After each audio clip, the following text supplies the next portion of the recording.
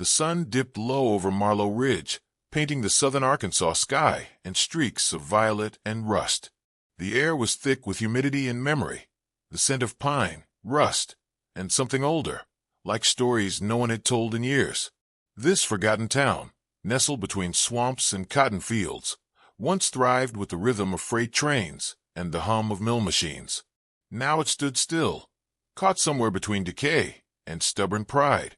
Main Street was lined with shuttered stores and faded signs, a barber pole that no longer turned, a laundromat with cracked glass, and a hand-scrawled, closed indefinitely sign taped inside the door.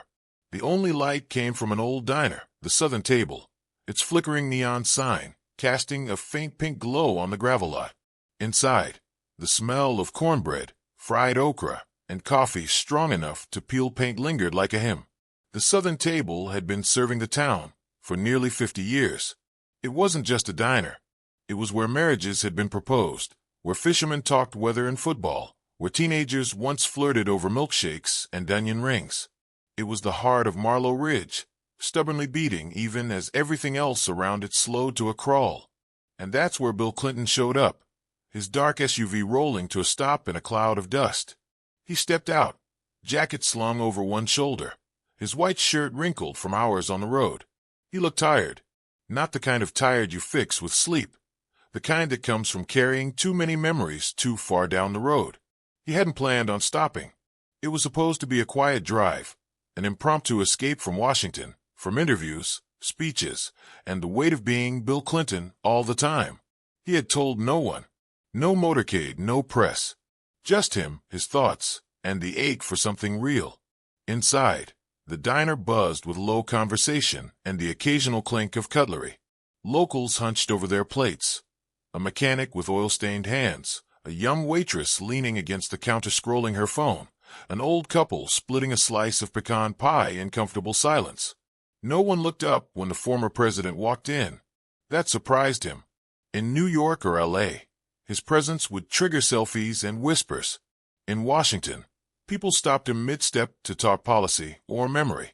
But here, just a bell above the door acknowledging his entrance. Then nothing. Behind the counter stood Mabel Dean, the diner's owner and operator for the last 32 years. Her silver hair was tucked beneath a bandana, and her apron bore the battle scars of a long day, flour, grease, and maybe a little pride. She eyed him casually, then nodded toward the clipboard on the podium. "Evening, sir," she said. "Got a bit of a wait. Name on the list?" Bill blinked. Sure," he said, setting down his name like a rookie on his first campaign trail. "Clinton," she asked, squinting. "That like the president?" He smiled, the familiar grin that had won over millions. "That's me." She didn't miss a beat. "Well, we don't give priority based on titles around here, Mr. Clinton. Name's still gotta go on the list.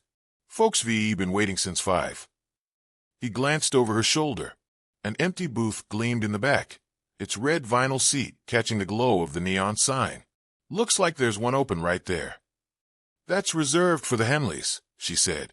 "Every Thursday at 6 since '97. Sorry." For a moment, Bill just stood there, unsure whether to be amused or offended. It had been a long time since anyone told him to wait his turn, but something about Mabel's tone, steady, unapologetic, disarmed him. He scribbled Bill C. on the clipboard and took a seat by the door, folding his hands and watching the town unfold around him. Through the window, he saw the faded gas station across the street, the hollow shell of what used to be a hardware store, a teenager on a bicycle carrying a brown paper bag in one hand. He had come here to escape the noise. Instead, he'd found silence, thick, honest, and strangely comforting. And that, he realized, was exactly what he needed. Bill Clinton sat in the corner of the Southern Table, a glass of sweet tea sweating on the laminate table in front of him, his name still 4 spots down on the wait list. The silence in the diner wasn't cold, it was just indifferent. No one gawked. No one pointed.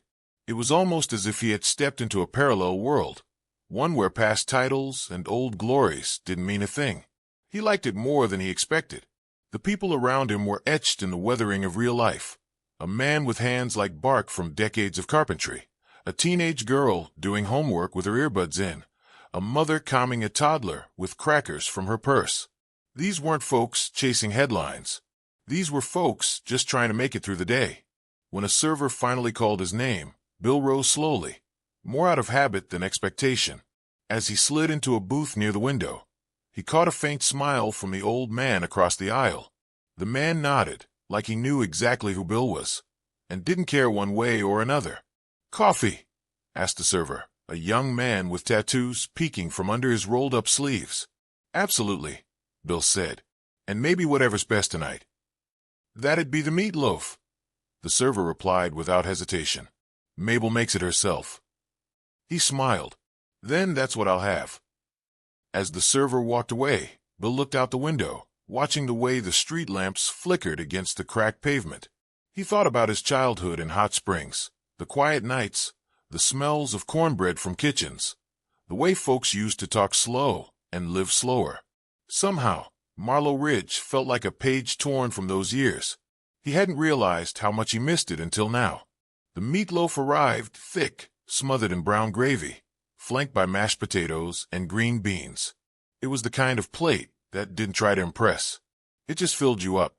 He took a bite, closed his eyes, and let the flavors settle into the corners of his memory. For a moment, he wasn't a former president or a public figure. He was just a man eating a home-cooked meal in a town that time had left behind. Then came the sound, laughter. From a table behind him, a group of older women were sharing stories, their voices hushed but animated. One of them mentioned the textile plant, the one that used to employ half the town before it shut down 5 years ago. Another talked about her grandson moving to Little Rock because there wasn't nothing left here. Bill listened.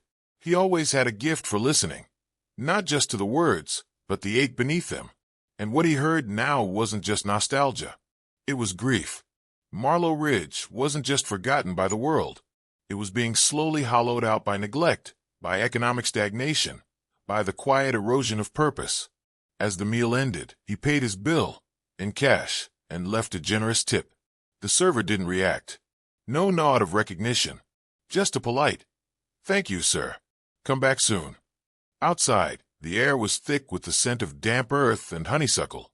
Bill leaned against his SUV for a long moment, staring up at the stars, so much brighter here than in the city. He thought about all the towns like this across America, places that once pulsed with industry and now hung on by memory alone. He opened the car door, hesitated, then closed it again. Something about this town, about Mabel, the meatloaf, the silence, had settled into him like a seed in fertile ground. He wasn't ready to leave. That night, he checked into the Marlow Inn, a weathered roadside motel with flickering lights and keys still handed out on metal rings. His room was clean but bare, a worn bedspread, a TV from the 90s, a small desk beneath a dusty lamp. He sat there, turning over what he'd seen, what he'd felt. Then he opened his laptop. The cursor blinked in a blank document, and slowly, he began to type. Not a speech, not a press release, just thoughts, fragments, a single word at the top of the page. Why? And below it, because something here is still alive. Morning came slowly to Marlow Ridge. Fog clung to the streets like the town wasn't quite ready to wake. Bill Clinton stepped out of his motel room with a styrofoam cup of motel coffee and a mind that hadn't rested. The words he typed the night before echoed in his head. Because something here is still alive. He didn't have a plan yet. Just a pull in his chest, like the town itself had reached out and gripped something in him that hadn't stirred in years. He spent the day walking. No security detail. No schedule. Just him, his worn shoes, and the dust of Main Street. He paused at a shuttered movie theater, its marquee frozen on a film from 2012.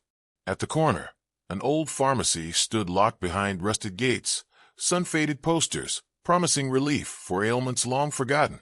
Then he heard music. Soft, scratchy blues leaking through the cracked window of a barbershop. Inside, a man in his 70s worked slow, deliberate strokes with a straight razor. Two young boys waited on faded chairs, kicking their heels against the floor. Bill watched for a while unseen. There was still life here. It was just quiet, tired, waiting.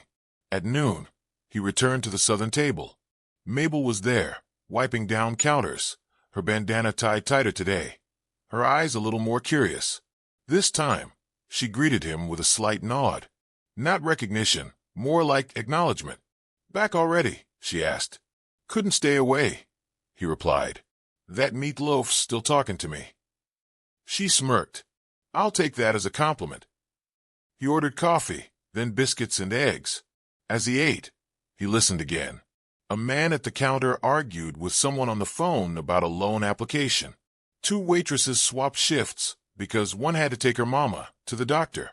A high school senior sat alone with a laptop covered in stickers, trying to get Wi-Fi that barely reached the front booth.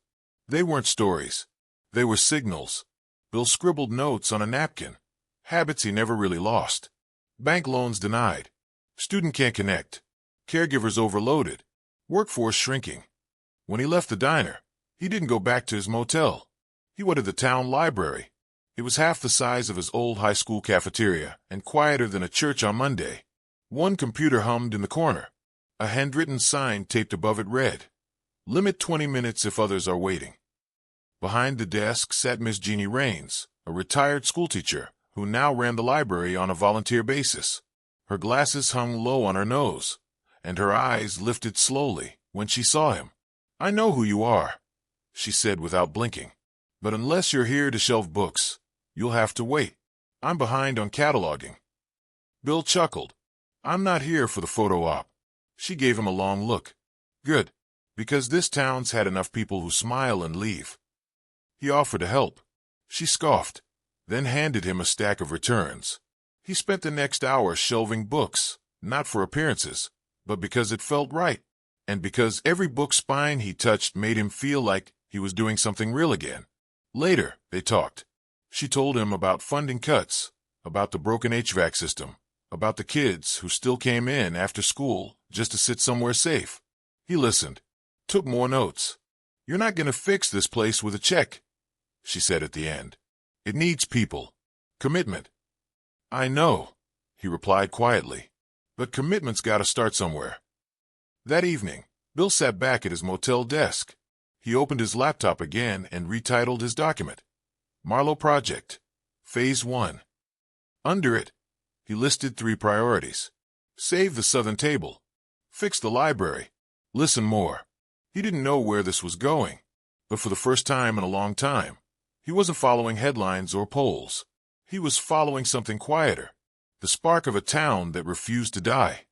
The sky over Marlowe Ridge darkened faster than usual that Friday. Clouds rolled in low and heavy, and the sticky warmth gave way to a sharp chill, a warning wrapped in wind. But even as thunder growled over the horizon, Bill Clinton sat at the corner booth of the southern table, notebook open, coffee cooling beside him. He'd spent the week gathering stories like puzzle pieces, from the mechanic who hadn't had a paying customer in days, to the teacher trying to hold night classes out of a church basement. Quiet lives hanging by threads, yet still hopeful, still showing up. But not everyone was thrilled by his presence. That morning, Mayor Elsie Kavanaugh had paid him a visit, not in her office, but right there in the diner, arms crossed and voice like a blunt instrument. "Mr. President," she said flatly, "what exactly are you doing here?" "Listening," he answered, calm but direct, "and thinking. Folks are talking. Some think you're buying up property. Some say you're running from something. Others think this is just another stunt for the cameras." Bill didn't flinch. "You think that too?" She stared at him for a long beat. "I think you're a man who's used to getting his way. But this town's been burned before, by big promises and bigger names." He nodded slowly. "Fair enough. But if you're serious," she added, softening just slightly, "you need to show us. Not in speeches. In actions." He didn't reply, just made a note in his pad. Actions, not speeches. That afternoon, the storm hit hard. Rain fell in sheets. Wind snapped tree limbs like matchsticks. And in the heart of the chaos, lightning struck the roof of the southern table. Bill arrived minutes later, soaked through, heart pounding. Mabel stood outside, apron soaked, her face pale as she watched smoke curl from the eaves. "It's not bad yet," she muttered. But we've got leaks in every corner. We were barely holding on before. She didn't finish the sentence. HN, her dishwasher and de facto handyman, ran out with a tarp and a hammer, trying to keep the worst of it out. Inside, the ceiling tiles sagged with water. The fryer hissed and popped. Plates lay broken on the floor, where they'd slipped from wet hands. Bill helped mop, helped cover tables, helped carry out crates of supplies, to keep them dry. Nobody gave orders. Everyone just moved. When the storm passed, the diner stood battered but upright. Mabel leaned against a wall, exhausted, her eyes scanning the soaked floor. "That's it," she said. "We're done. Insurance won't cover what it should. Roof's shut. Oven's gone. I can't ask my staff to keep showing up to this." Bill put a hand on her shoulder. "Don't close it yet. Just give me until Monday." She looked up at him, not angry, just tired. "We don't need hope, Bill. We need help." He nodded. "Then help is what you'll get." That night, in his motel room, Bill made calls. Dozens. To contractors in Little Rock, to donors from his foundation, to a quiet contact in FEMA who still owed him a favor. He promised results. He didn't offer politics, just purpose. He stayed up until sunrise, piecing together a plan. By Saturday afternoon, 3 trucks arrived in town. Roofing materials, kitchen equipment, volunteers from a veterans group he'd worked with years before. They moved fast, efficient, no red tape, just action. Mabel stared as the new oven was wheeled inside. "You really did all this in one night." "I've worked faster," he grinned. But it wasn't just about the diner. Bill met with Miss Jeannie from the library, offering a grant for computers and books. He spoke with the mayor again, this time with blueprints in hand, ideas for a local job training center, a small community fund for local businesses, and even a co-op for farmers. "Show the town," the mayor said simply. "Don't just tell me." And that's what he planned to do. But late that night, something changed. Mabel didn't show up to unlock the diner for Sunday prep. HN knocked. No answer. Her truck's still gone. A note was found on the counter inside, written in her neat cursive. "Be back soon. Don't let this die." Marlow Ridge stirred under a pale dawn sky, its streets damp from the night storm, but unusually quiet. Something hung in the air, expectation, or perhaps worry. The southern table remained dark. No clatter of dishes, no sizzle from the griddle. And most unsettling of all, no sign of Mabel Dean. Her truck was gone. Her phone rang unanswered. Inside the diner, a single handwritten note sat beneath the tip jar, its message simple and cryptic. "Be back soon. Don't let this die." HN stood behind the locked door, jaw tight, staring at the note like it might explain itself if he glared hard enough. Miss Jeannie sat on the stoop, cradling her thermos. No one dared say it, but the thought echoed in every heart. Maybe she'd given up. And Bill Clinton? He'd vanished, too. His SUV was no longer at the Marlow Inn. His motel room was cleared out, the bed made, the desk empty. The sense of abandonment settled over the townsfolk like the humidity, dense and suffocating. Then, just after 10 a.m., a hum rose from the edge of town. A truck. Then another. Then a sleek black car. People stepped into the street as Mabel's old Ford rumbled into view, her window down, wind tugging at her bandana. Behind her, a moving van and 2 contractor pickups kicked up dust. Bill Clinton stepped out of a sedan, sleeves rolled, hair wind-tossed, eyes shining. The crowd stood frozen. HN blinked. "Mama." Mabel grinned, holding up a key ring with a diner-shaped tag. "Hope y'all made coffee. We've got work to do." Inside the southern table, the transformation was staggering. Fresh tiles gleamed where cracked linoleum once curled. A new stove sat like a throne in the kitchen. Light poured through spotless windows. The diner wasn't just repaired, it was reborn. Bill stood beside the counter, holding a photo. A woman in a 1950s apron, laughing behind a pie display. "My grandmother," he said. "She worked here. This town. I spent summers running through these streets, learning how to scrape gumbo off pots and charm strangers with a smile." He paused, eyes scanning the room. "When Mabel made me wait for a table, it didn't offend me. It grounded me. reminded me that dignity isn't earned through titles, but through truth. That's what this place has. Truth. And stubborn hope. Gasps rippled through the crowd as Mabel unlocked the till, revealing a brass plaque. In memory of Eleanor Clinton, 1941 to 1993. Always served with grace. The room went silent. Bill's voice softened. She taught me the recipe for resilience. And y'all reminded me why it still matters. Mayor Kavanaugh stepped forward, tipping her hat. Well, Mr. Clinton, looks like you did more than talk. Laughter broke out.